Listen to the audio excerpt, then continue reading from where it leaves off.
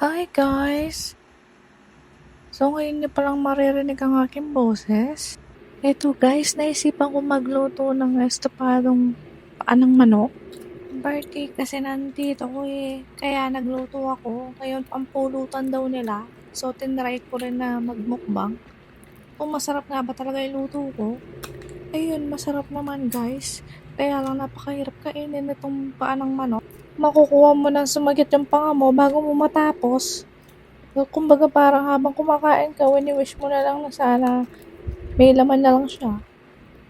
Para mabilis kainin. Paminsan-minsan guys, try nyo kainin dito dahil mayaman daw to sa collagen.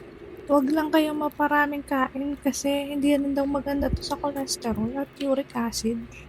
Sa bagay guys, lahat naman ng pagkain na sobra ay bawal.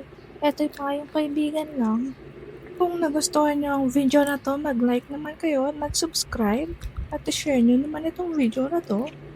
Nga pala guys, naubos ko yan. Kinat ko na lang para hindi na lang humaba yung video dahil pare-pareho lang naman yung ginagawa ko. Kinakain ko lang din ito. Maraming salamat sa inyo.